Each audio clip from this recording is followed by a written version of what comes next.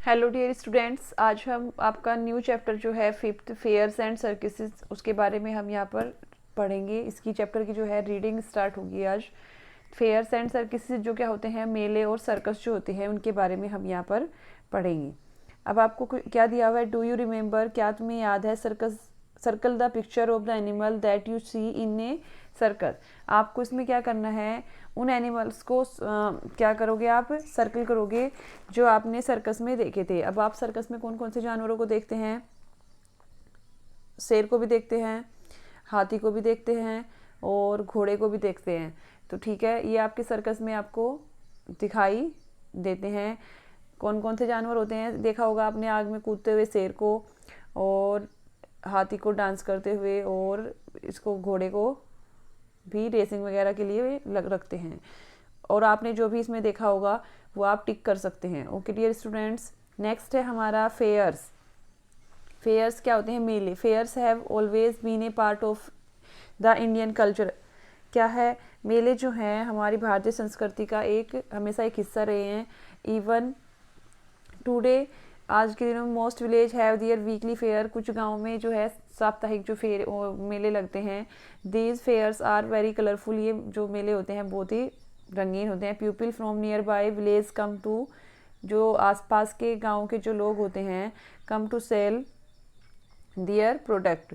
यहाँ पर प्रोडक्ट खरीदने आते हैं, सामान खरीदने आते हैं। दे ऑल्सो बाय थिंग, वे क्या खरीदते हैं, they also buy thing of daily use from these fairs. यानी कि इस मेले से वो अपने डेली यूज़ की जो चीज़ें होती हैं वो खरीदते हैं।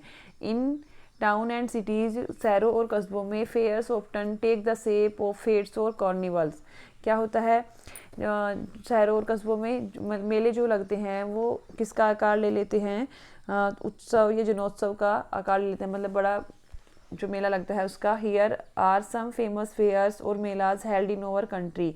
यहाँ पर आपको कुछ फेमस जो मेले हैं, फेयर्स हैं, उनके बारे में लगते हैं, उनके बारे में, हमारे देश में जो भी मेले लगते हैं उनके बारे में आपसे फेमस मेले जो होते हैं यहाँ पर पढ़ाया जाएगा।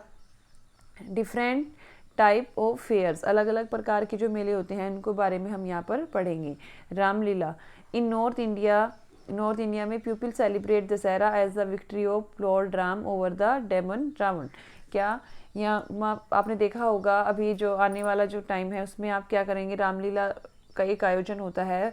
दशहरे के दिन रावण को क्या किया जाता है, जलाया जाता है। पीपल जो होते हैं वो सेलिब्रेट करते हैं। क्या लोग सेलिब्रेट, दशहरा क्यों सेलिब्रेट करते हैं, राम की रावण पर विजय हुई थी, रावण, उन्होंने रावण को मारा था। ऑन दिस डे, इस दिन, Lord Ram kill the demon king Ravan. इस दिन भगवान राम ने दैत्य रावण को मारा था। As a commemoration of Ram's triumph, Ram जो थे उनकी जीत के स्मरणोत्सव के रूप में people celebrate Ramlila.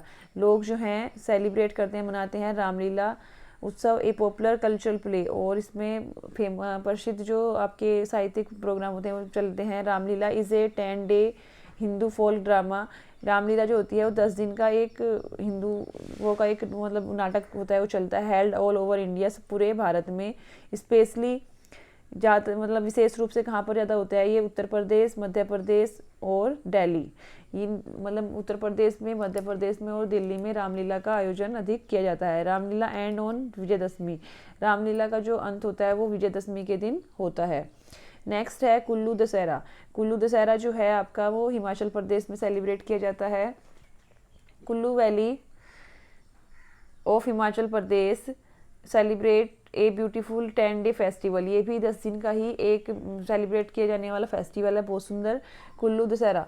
It attract A large number of tourist. इसमें ये मतलब बड़ी संख्या में जो आपके पर्यटक होते हैं, टूरिस्ट होते हैं, from India and abroad. Abroad यानी कि भारत और विदेशों से आने वाले जो पर्यटक होते हैं वे बड़ी संख्या में उसको आते हैं, इसमें आकर्षित होते हैं। बहुत ही अट्रैक्टिव मेला होता है। दशहरा मेला इन कोटा। दशहरे का जो मेला होता है कोटा का, उसके लिए ये भी फेमस है। To mark the occasion of Dussehra, large mela called Dussehra mela is organised in Kota. क्या ये जो मेला होता है दशहरा मेला, ये कहाँ पर ऑर्गेनाइज किया था, कोटा राजस्थान में। लगता है आयोजित होता है। It is one of the biggest mela in Rajasthan, ये राजस्थान के बड़े मेलों में से एक है। नेक्स्ट है नागौर फेयर। नागौर फेयर जो है एक स्मॉल टाउन इन राजस्थान है। नागौर जो है एक जगह है राजस्थान की। A fair for trading cattle and camel is held here every year in the month of January and February। ये नागौर का जो मेला होता है ये जनवरी और फरवरी के महीने में लगता है। और किसके लिए, किसके व्यापार के लिए है ये? जो पशु और जो आपके ये हैं क्या बोलते हैं इसे, कैमल जो होते हैं, ऊँट जो होते हैं, उनके व्यापार के लिए प्रत्येक साल लगता है। हर साल जनवरी और फरवरी के महीने में लगता है। It is the second biggest fair in India, ये भारत का दूसरा बड़ा मेला है। People from all over Rajasthan, Rajasthan के सभी लोग come to buy and sell. इसमें कैमल और जो अदर जानवर्स होते हैं आपके बकरी भेड़ या फिर भैंस गायें, इन्हें बेचने और ख़रीदने आते हैं। The animals are decorated with bells hanging around their necks. क्या एनिमल्स जो होते हैं, जो भी इसमें एनिमल्स लाते हैं उन्हें सजा कर रखा जाता है घंटियों से। उनकी गर्दन पर चारों तरफ घंटियाँ टंगी होती हैं। नेक्स्ट है हमारा गंगा सागर फेयर। गंगा सागर फेयर जो है आपका कहाँ पर लगता है? वेस्ट बंगाल में। This fair is held near the bank of the river Ganga in West Bengal. ये वेस्ट बंगाल में गंगा के पास ये मेला आयोजित होता है। मतलब इन जनवरी के महीने में on the occasion of Makar Sankranti. Makar Sankranti का जो अवसर आता है, a large number of people, एक बड़ी संख्या में लोग come to take a dip in the holy water of the Ganga. Ganga के पानी में डुबकी लगाने आते हैं या गंगा के पानी में नहाने आते हैं। द गोवा कॉर्निवल्स, गोवा कॉर्निवल्स के नाम से एक फेमस मेला लगता है इन गोवा। गोवा में a cheerful carnival is held in February for a week every year. फरवरी के एक सप्ताह के लिए ये मेला आयोजित किया जाता है। It is a time of fisting, dancing and parade. ये जो समय होता है नाच का और मतलब गाने का, प्रार्थना करने का होता है। Goans enjoy the carnival to the fullest. Goa के जो लोग हैं उसको पूरा आनंद लेते हैं। The carnival parade is very colourful and enjoyable. जो कार्निवल परेड्स जो होती है वहाँ पर वो बहुत ही रंगीन और मनोरंजक होती है। दिवाली मेला, दिवाली मेला जो होता है वो दिवाली से पहले लगाता है। These fair are held just before Diwali in places across the country. मतलब ये मेले जो होते हैं कहीं कहीं पर मतलब देश में बहुत जगह पर हेल्ड मतलब लगते हैं दिवाली से कुछ दिन पहले। Cultural programme including magic and puppet show are organised by professional artist. यहाँ पर कुछ साहित्यिक प्रोग्राम जो होते हैं वो मैजिक, जैसे कि जादू और कठपुतली वाले जो आपके शो होते हैं वो ऑर्गेनाइज किए जाते हैं। किसके द्वारा? जो आपके पेशेवर जो कौन होते हैं, आर्टिस्ट होते हैं, कलाकार होते हैं, उनके द्वारा ये जो प्रोग्राम है आयोजित किए जाते हैं। Stalls selling Indian handicraft and other trinket are also set up. जो दूसरे वो आते हैं मतलब कि बेचने के लिए आते हैं यहाँ पर। अभी मैंने बताया था आपसे क्या कि स्टॉल्स सेलिंग इंडियन हैंडीक्राफ्ट, जो हस्तकला मतलब हाथों से बनाई हुई कुछ चीज़ें होती हैं, और अदर टिंकलेट्स जो होते हैं उनके भी स्टॉल यहाँ पर लगाए जाते हैं।